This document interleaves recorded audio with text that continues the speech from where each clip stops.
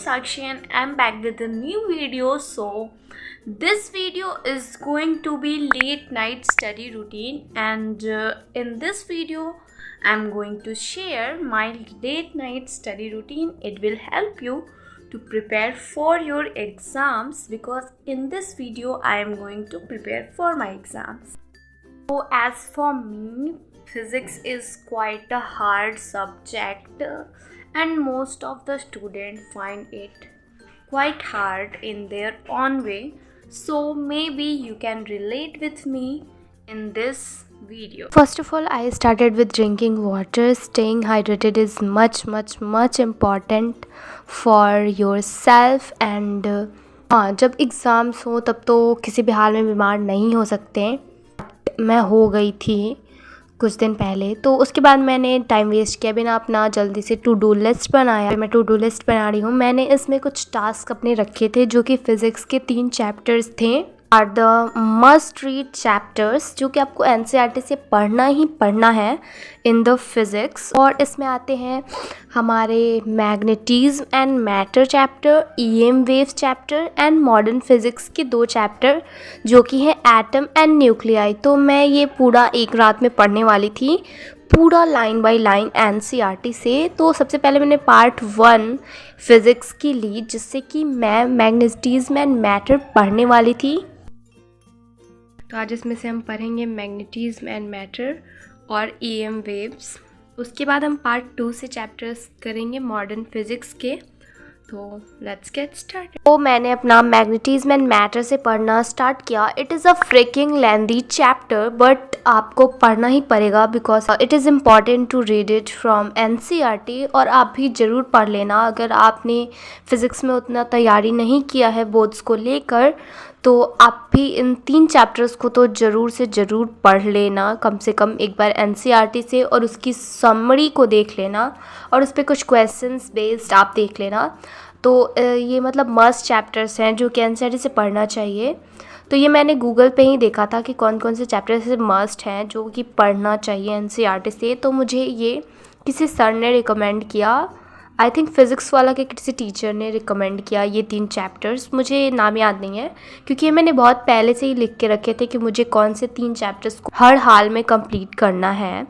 तो ये वही चैप्टर्स थे. तो जल्दी जल्दी मैं अपना मैग्नेटिज्म एंड मैटर पढ़ रही थी. बहुत ही लेंदी. फ़िज़िक्स पढ़ने का तो बिल्कुल मन नहीं करता, और फिज़िक्स के एनसीईआरटी पढ़ने का तो और मन नहीं करता. इसमें मतलब इधर उधर से चीज़ें ले के मतलब आगे पीछे लिखी रहती हैं. बोर्ड्स है यार, तो पढ़ना ही पड़ेगा. सो मैं यहाँ पे एनसीईआरटी की रीडिंग डाल रही थी ताकि कुछ ना कुछ तो दिमाग में घुस जाए इस चैप्टर के बारे में.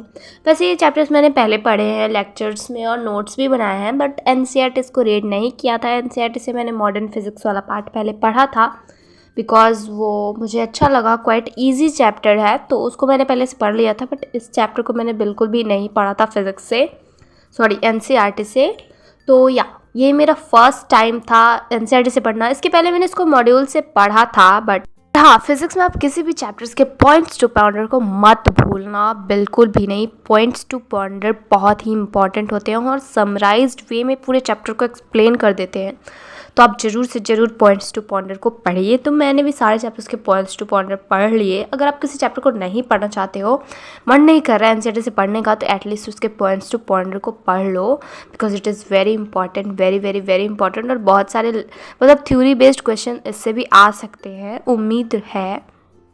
तो आप पॉइंट्स टू पॉन्डर को प्लीज़ प्लीज़ प्लीज़ पढ़ लेना अगर आप फिज़िक्स की तैयारी कर रहे हो तो, सीबीएसई स्टूडेंट हो तो. सीबीएसई क्या, हर स्टेट बोर्ड में तो एनसीईआरटी चलती ही है, तो आप कर लेना. उसके बाद मैंने डिनर ब्रेक लिया. उसके बाद मैं सेकंड चैप्टर पढ़ रही थी विच इज़ ईएम वेव्स. तो ये भी लेंदी चैप्टर था और इसको भी मैंने पहली बार फिज़िक्स की एनसीईआरटी से पढ़ा. उसके पहले मैंने मॉड्यूल्स और नोट्स से ही पढ़े थे इसको, लेक्चर नोट्स से. उसके बाद मैंने स्टिकी नोट्स पे जो इंपॉर्टेंट पॉइंट्स मुझे मिल रही थी वो मैं लिखते जा रही थी हर चैप्टर की. तो इससे आपके जल्दी जल्दी वो हो जाते हैं ना प्रिपरेशन. स्टिकी नोट्स को यूज़ करो, फिर आपको नेक्स्ट टाइम पूरा चैप्टर पढ़ने का ज़रूरत नहीं पड़ता है. सिर्फ आप स्टिकी नोट्स पे पढ़े हुए ज्ञान को पढ़ लो और बस you are done with it. So I am reading fasted. फिर मैंने ये चैप्टर कंप्लीट कर लिया. मेरा सेकंड टास्क डन हो गया. बहुत ही अच्छा लगता है यार जब आपका टास्क कंप्लीट हो जाता है। तो फिर उसके बाद मैं दवाई खाने चली गई क्योंकि मेरे क्या पता क्यों सडनली इतनी जल्दी ठंडी लगने लगी कि मैंने एक और हुडी डाल ली ऊपर से, और फिर मैं दवाई खा रही थी क्योंकि मैं किसी भी चांस पे बीमार पड़ना नहीं चाहती थी, बट मैं बीमार हो चुकी थी। तो मैं जल्दी जल्दी दवाई खा रही थी क्योंकि मेरी फिज़िक्स की एग्ज़ाम आ रही है और मैं इस टाइम पे तो किसी भी हाल में बीमार नहीं हो सकती हूँ। तो जल्दी जल्दी दवाई खाई, फिर उसके बाद फिर से पढ़ने बैठी। तो इस बार मैं मॉडर्न फिज़िक्स का पढ़ रही हूँ बिकॉज़ ये मुझे पहले पढ़ा हुआ है तो ये इजी लगेगा, इसीलिए मैं इसको पढ़ रही थी। और मैंने पहले के 2 टास्क कंप्लीट कर लिए हैं, ये मेरा तीसरा टास्क था।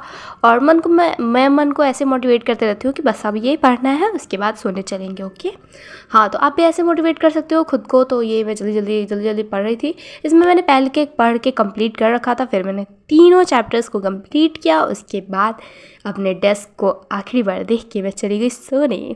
तो ऑल नाइटर आज का तो मेरा बहुत अच्छा था, बट मेरी तबीयत हो गई ख़राब इसको कंप्लीट करने में। So thanks for watching.